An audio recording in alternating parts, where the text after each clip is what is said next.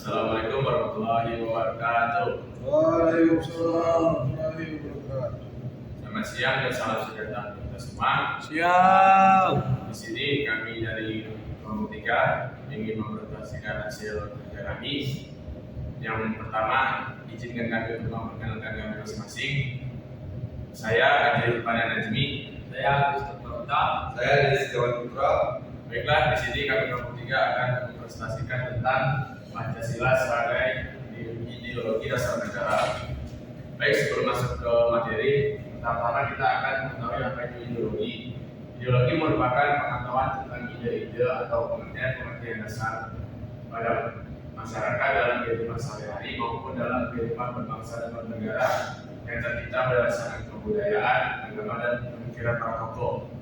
Baiklah, di sini di Indonesia sendiri menganut tentang ideologi berdasarkan Pancasila, dan seperti kita ketahui ideologi bukan hanya satu, tentu saja banyak. Seperti ada beberapa negara yang menganut tentang ideologi berdasarkan kebudayaan keseharian mereka, dan bisa dipungkiri juga ada yang mengangkat ideologi dari agama yang dianut mereka, dan ada juga yang menganut yang lebih lumayan mainstream, yaitu tentang ideologi berdasarkan pemikiran para tokoh yang mereka percayai. Baiklah, di sini kita akan saja masuk ke materi. Pertama, kita akan memahami konsep dan urgensi Pancasila sebagai ideologi dasar negara. Pertama, kita akan memahami konsep. Jadi konsep sebuah ideologi yaitu ideologi menjadi rujukan cara berpikir seseorang maupun golongan yang dipercaya sebagai dasar dalam menentukan arah untuk keberlangsungan hidup yang sesuai dengan unsur yang diyakini dari berbagai jenis ideologi yang dipercayai. Karena ideologi itu sendiri pasti terdiri dari sistem, arah, tujuan, cara berpikir, program sosial dan politik. Baik, dari konsep yang disebut juga ada beberapa para ahli yang menjelaskan apa itu ideologi. Dari Indonesia, salah satunya yaitu ideologi adalah media pemikiran yang terpusat pada tindakan dan diatur menjadi suatu sistem yang teratur. Dan selain dari pendapat para tokoh Indonesia tersebut, juga ada beberapa tokoh dari berbagai tempat negara juga menyatakan ideologinya menurut pandangan mereka masing-masing. Yang pertama, Martin Singer yang menyatakan ideologi sebagai sistem kepercayaan. Ada juga Alvin Bonner yang menyatakan ideologi sebagai proyek nasional. Ada juga Paul Harris yang menyatakan ideologi sebagai realisasi sosial. Dan itu juga ada pun corak terhadap ideologi. Yang pertama, beberapa prinsip dasar sosial politik yang menjadi pedoman yang menjalankan dalam dokumen resmi negara. Yang kedua, suatu pandangan hidup yang menafsirkan realitas serta mengutamakan nilai tertentu. Yang ketiga, suatu model ataupun paradigma tentang perubahan. Yang keempat, serta sebagai aliran yang menonjolkan nilai-nilai tertentu. Selain itu juga, ideologi memiliki beberapa fungsi. Yang pertama, yaitu struktur kolektif, seluruh pengetahuan yang dapat menjadi landasan untuk memahami dan menafsirkan dunia serta kejadian-kejadian di lingkungan sekitarnya. Yang kedua, orientasi dasar dengan membuka wawasan yang memberikan makna serta menunjukkan tujuan dalam kehidupan manusia. Yang ketiga, norma-norma yang menjadi pedoman dan pegangan bagi seseorang untuk melangkah ke depannya. Yang keempat, bekal dan jalan bagi seseorang untuk menempuh identitasnya. Yang kelima, kekuatan yang mampu menyemangati dan mendorong seseorang untuk menjalankan kegiatan atau mencapai tujuan. Yang keenam, pendidikan bagi seorang atau masyarakat memahami, menghayati serta memulangkan tingkah lakunya sesuai dengan orientasi dan norma-norma yang terkandung dalam awalnya. Itu menurut Surjanto pada tahun 1981 di bukunya. Dan itu juga kita tahu ideologi dapat dibagi jadi beberapa. Salah satunya dan beberapa contoh dari ideologi tersebut adalah Marxisme, Leninisme, yang kedua liberalisme, yang ketiga sosialisme, yang keempat adalah kapitalisme. Dan selanjutnya ada juga, setelah kita memahami konsep dari ideologi, kita juga ada urgensi terhadap ideologi yang terutama yang kita percaya itu pada Pancasila. Urgensi dari Pancasila itu sendiri adalah di era globalisasi ini yang dapat mempengaruhi dalam penerapan atau pelaksanaan dari ideologi Pancasila. Hal ini dikarenakan karena globalisasi tersebut ada budaya-budaya globalisasi yang masuk ke dalam lingkup kita di negara kita sendiri, dan itu dapat mengacaukan ideologi yang telah kita percayai, yaitu dari Pancasila itu sendiri. Yang selanjutnya adalah kajian Pancasila sebagai ideologi negara. Yang pertama, memahami dan melaksanakan Pancasila sebagai ideologi negara. Paham akan kedudukan Pancasila sebagai ideologi negara dengan segenap tantangan yang harus dihadapi, seperti ideologi besar dunia, globalisasi, ateisme, individualisme, kapitalisme, terorisme, serta peredaran narkoba. Di sini kenapa disebut tantangan? Karena ideologi kita sendiri sangat bertentangan sama yang disebutkan sebelumnya, seperti ideologi besar dunia. Salah satu contoh dari ideologi besar dunia tadi adalah Marxisme, di mana Marxisme sendiri adalah ideologi yang diutarakan oleh seorang tokoh yang mempercayai kalau ideologi tersebut yang dia percayai dan ini juga telah banyak yang mengikuti ideologi tersebut. Selain itu juga tentang globalisasi yang telah disebutkan sebelumnya, karena banyaknya budaya-budaya yang masuk dan kultur-kultur yang akan mengacaukan ideologi yang telah jadi sebelumnya. Dan itu ada ateisme sendiri ya. Ideologinya sangat bertentangan dengan utama Pancasila kita sendiri, yaitu Pancasila pertama, karena ateisme percaya bahwa tidak ada Tuhan. Jadi itu sangat bertentangan dengan sila kita tersendiri. Dan ada juga individualisme juga sangat tidak disarankan untuk dilakukan, karena itu bertentangan dengan sila kita, seperti kapitalisme dan terorisme serta peredaran narkoba. Dan yang lainnya tersebut juga sangat bertentangan dengan sila kita, di mana kita sangat menganut sistem Pancasila kita sebagai ideologi dari tersebut kita menganut ideologi yang berdasarkan dari Pancasila kita sendiri. Yang kedua adalah penyelenggaraan sebagai unsur penting dalam mengupayakan terwujudnya penerapan ideologi Pancasila. Unsur penting dalam penerapan Pancasila sebagai orientasi kehidupan konstitusional, yaitu kesediaan untuk saling menghargai dengan berbagai perbedaan dan pluralisme. Penyelenggaraan tersebut bukan semata-mata kita menyelenggarakan itu dengan mudah, tentu banyak lagi penyelenggaraan yang bakal bertentangan dengan paham-paham yang lain, seperti kepercayaan yang lainnya. Karena kita sebagai negara kita sendiri juga bukan hanya menganut satu idealisme, mungkin juga banyak dan sebelum akan menjadi tantangan dalam penyelenggaraan idealisme Pancasila itu sendiri. Mungkin saja akan dilanjutkan oleh Dedi sejauh.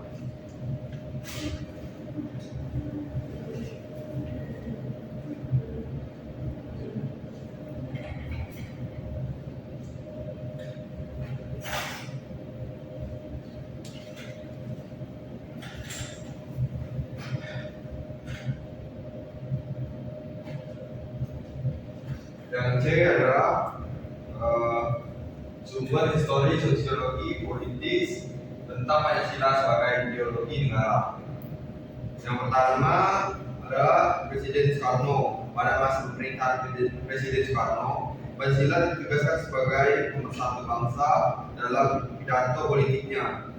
Namun seiring perjalanan waktu, Soekarno lebih mementingkan konsep nasionalisme, agama, komunisme sebagai landasan politik Indonesia. Yang kedua, Presiden Soeharto. Pada masa pemerintahan Soeharto, Pancasila dijadikan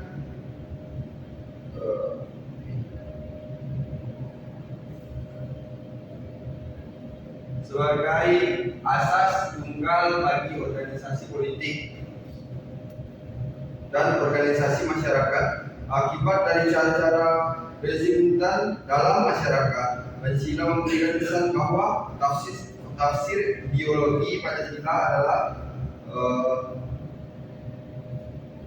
produk rezim Orde Baru yang berkuasa pada waktu itu.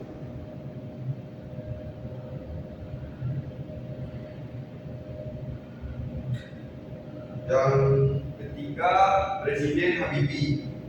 Presiden Habibie menggantikan Presiden Soeharto yang mundur pada 21 Mei 1968.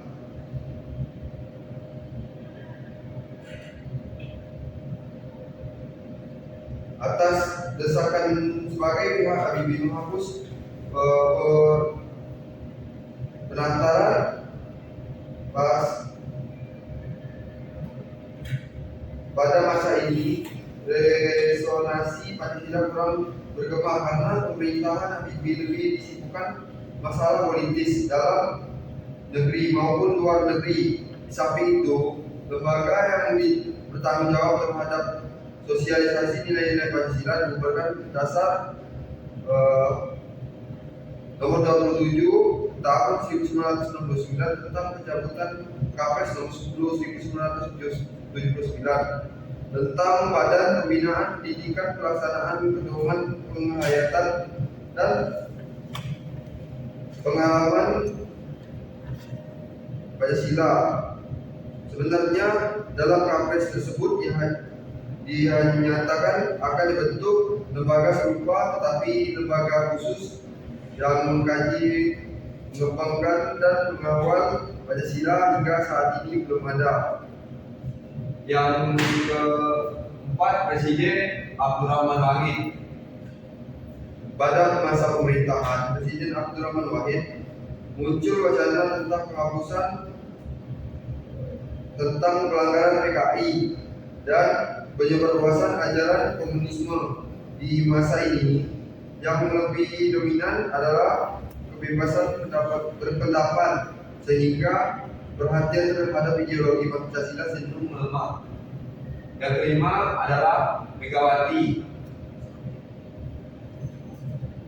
Pada masa ini Pancasila sebagai ideologi semakin kehilangan formalitasnya dengan disahkan undang-undang yang tidak mencantumkan pendidikan Pancasila sebagai mata pelajaran wajib dari tingkat sekolah dasar sampai perguruan tinggi.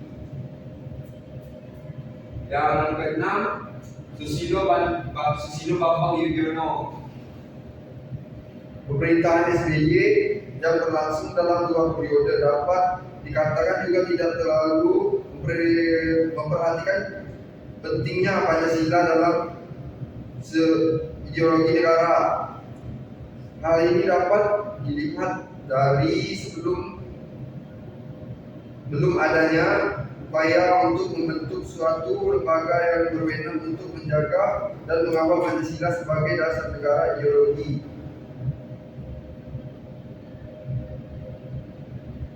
Sebagai diamanatkan oleh Kepres nomor 27 tahun 1999, suasana politik lebih banyak ditandai dengan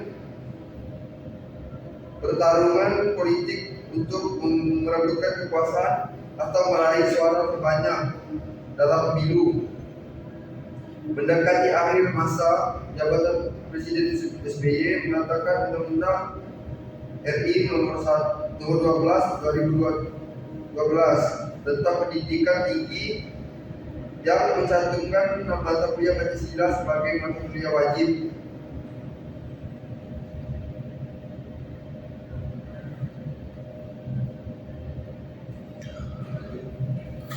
Sumber sosiologi. Yang pertama, sila ketuhanan yang Maha Esa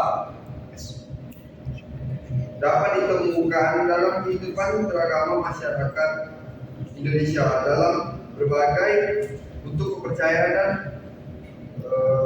keyakinan terhadap adanya kekuatan gaib. Yang kedua, sila kemanusiaan yang adil dan beradab. Sila kemanusiaan yang adil dan beradab dapat ditemukan dalam hal saling menghargai dan menghormati hak-hak orang lain, tidak bersikap semena-mena. Yang ketiga, sila persatuan Indonesia dapat ditemukan dalam bentuk solidaritas, rasa setia kawan, rasa cinta tanah air yang terwujud pada mencintai produk dalam negeri. Yang keempat, sila kerakyatan yang dipimpin oleh hikmat kebijaksanaan dalam permusyawaratan perwakilan dapat ditemukan dalam untuk menghargai pendapat orang lain, semangat musyawarah dan mengambil keputusan. Yang kelima, sila keadilan sosial bagi seluruh rakyat Indonesia tercermin dalam sikap suka menolong, menjalankan gaya hidup sederhana, tidak menyolok atau tidak berlebihan.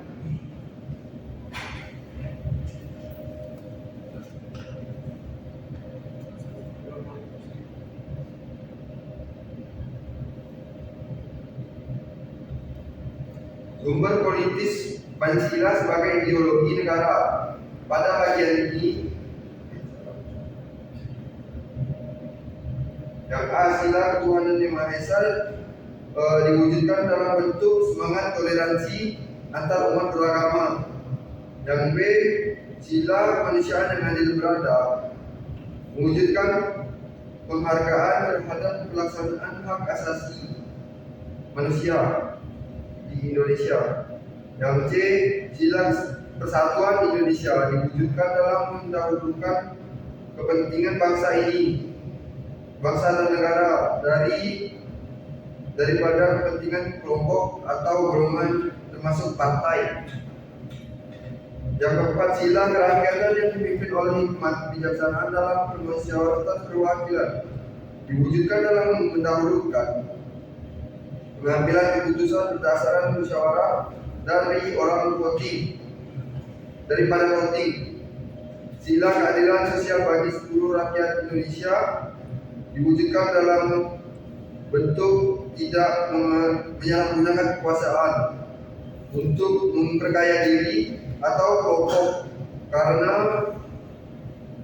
penyalahgunaan kekuasaan itulah yang menjadi faktor pemicu terjadinya korupsi. Berikutnya dilanjutkan oleh saudara kami Christopher Oka. Oke. Argumen tentang dinamika dan tantangan. Pertama, argumen tentang dinamika Pancasila sebagai ideologi negara. Dinamika Pancasila sebagai ideologi negara dalam sejarah bangsa Indonesia memperlihatkan adanya pasang surut dalam pelaksanaan nilai-nilai Pancasila. Pancasila sebagai ideologi negara dalam masa pemerintahan Presiden Soekarno, sebagai mana diketahui bahwa Soekarno termasuk salah seorang perumus Pancasila. Bahkan mengalih dan memberi nama untuk dasar negara. Dalam hal ini Soekarno memahami kedudukan Pancasila sebagai ideologi negara. Namun dalam perjalanan pemerintahannya, ideologi Pancasila mengalami pasang surut karena dicampur dengan ideologi komunisme dalam konsep Narskom. Tarikat Pancasila sebagai ideologi. Idealisme realitas Pancasila sebagai ideologi negara diambil dari nilai-nilai nyata atau berdasarkan kehidupan bermasyarakat yang ada di Indonesia.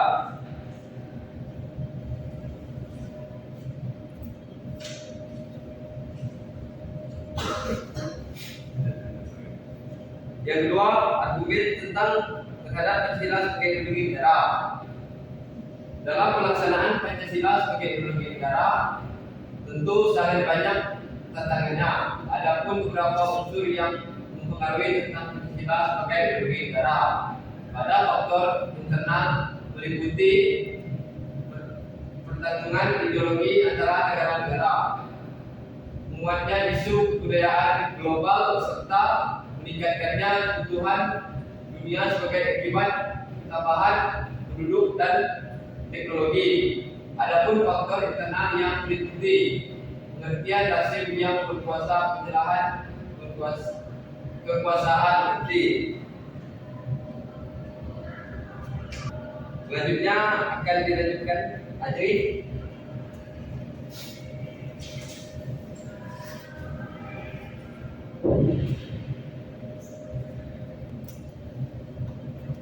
Baiklah, di sini saya akan menentukan tentang esensi dan urgensi.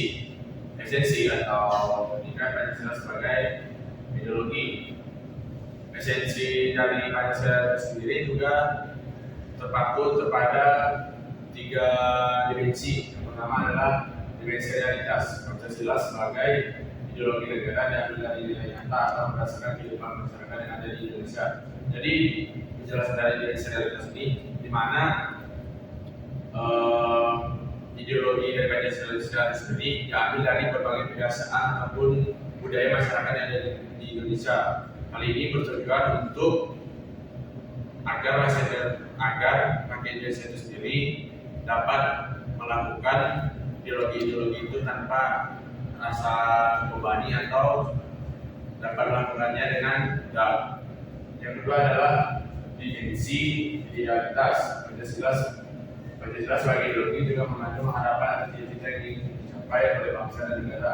Jadi penjelasan dari dimensi idealitas itu sendiri adalah di mana ideologi itu sendiri berisikan tujuan dari bangsa Indonesia itu sendiri.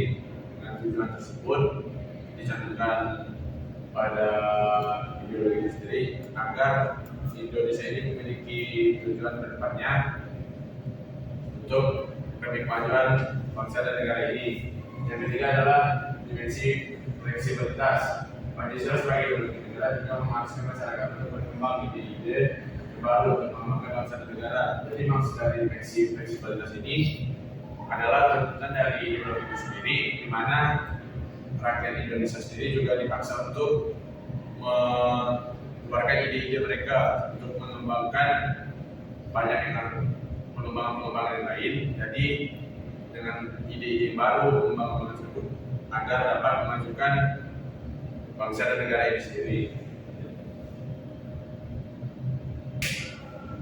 Baik, yang selanjutnya adalah urgensi.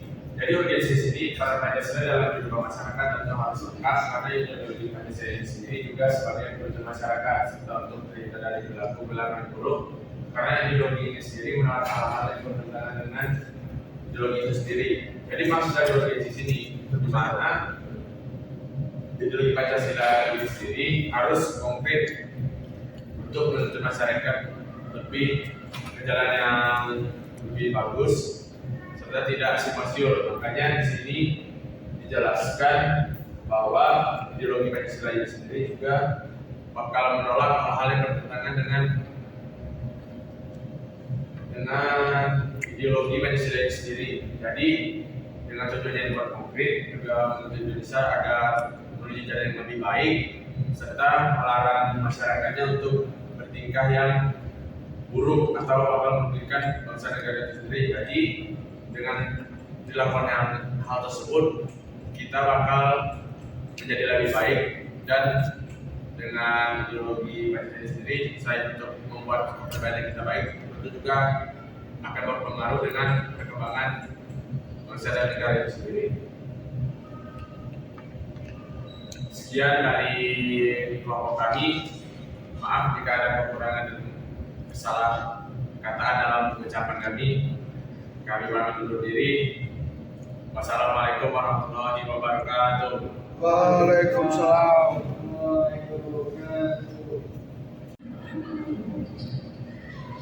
Baiklah teman-teman sekalian, di sini kami akan membukakan sesi pertanyaan. Jadi apakah ada yang ingin bertanya? Ya, Baik, saudara Heri, silakan bertanya. kenalkan nama saya Happy.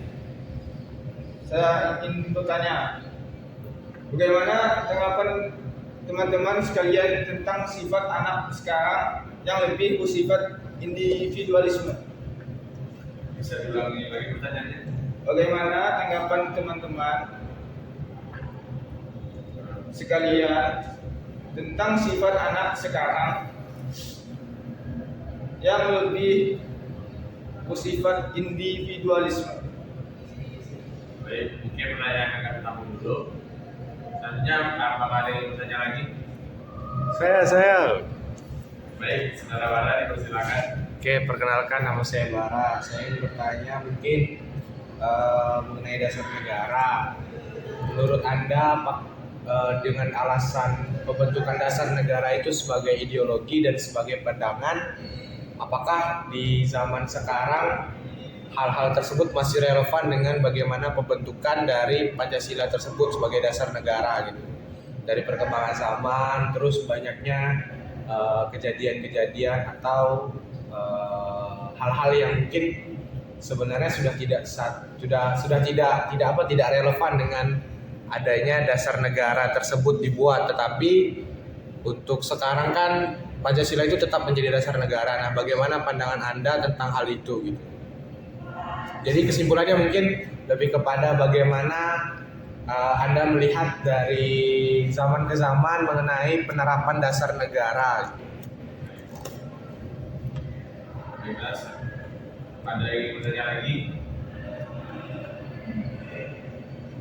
Tidak ada. Baiklah, mungkin jika sudah tidak ada, jika ingin menjawab pertanyaannya terlebih dahulu.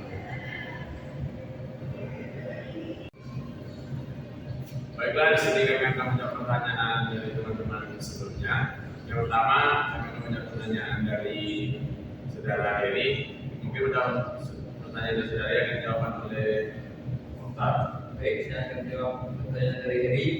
Anak-anak zaman sekarang tentu perlu bimbingan yang intens lagi, karena anak-anak zaman sekarang tidak sedikit sudah terkena paham individualisme. Hal ini dikarenakan perkembangan zaman di era globalisasi ini sendiri. Oke, sudah didapat pemahamannya. Selanjutnya pertanyaan dari saudara Bara mungkin akan dijawab oleh Dedi.